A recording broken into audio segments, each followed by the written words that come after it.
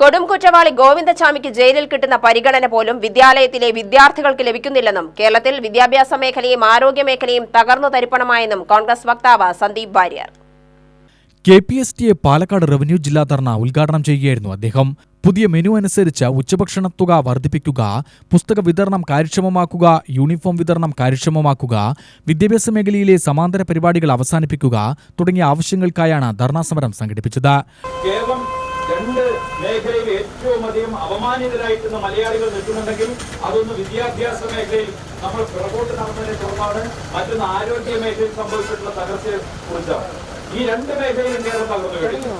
പക്ഷേ ഈ രണ്ടാം നിലയിലെ പോരാളികളെ ഏത് നിലയിലാണ് ഇപ്പോൾ സംസ്ഥാന സർക്കാർ ട്രീറ്റ് ചെയ്തത്? KSTA എന്ന് പറയുന്ന അധ്യാപക സംഘടന ജീവിച്ചിരിക്കുന്നുണ്ടോ എന്നുള്ള കാര്യം പോലും സംശയത്തിന്റെ നിലയിലാണ്. അങ്ങേയറ്റം ഷണ്ഡീകരിക്കപ്പെട്ട ഒരു സംഘടനയായി KSTA മാറി. അടിയൻ ലക്ഷിപ്പം എന്ന് പറയുന്നത് പോലെയാണ് ഇപ്പൊ KSTA-ക്കാരുടെ കാര്യം, അല്ലേ?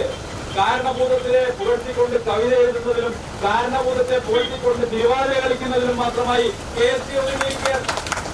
ഇവിടെ അധ്യാപക സമൂഹം നേരിടുന്ന ഒരു വെല്ലുവിളിയെയും അധ്യാപക സമൂഹം അഭിമുഖീകരിക്കുന്ന ഒരു പ്രശ്നത്തെയും അഭിമുഖീകരിച്ചുകൊണ്ട് സമരം ചെയ്യുന്നതിൽ നിന്ന് ഇപ്പൊ KSTA പിന്മാറിയിരിക്കുകയാണ്. ഷാജി എസ് തെക്കേതിൽ അധ്യക്ഷത വഹിച്ചു. സംസ്ഥാന senior vice president B. Sunilkumar മുഖ്യപ്രഭാഷണം നടത്തി. ജില്ലാ secretary M. Sreejith, treasurer K. Sumesh Kumar, PK Harinarayanan, Nazeer Hussain, Ramesh Parappuram, Biju Jose തുടങ്ങിയവർ സംസാരിച്ചു. UTV news, Palakkad.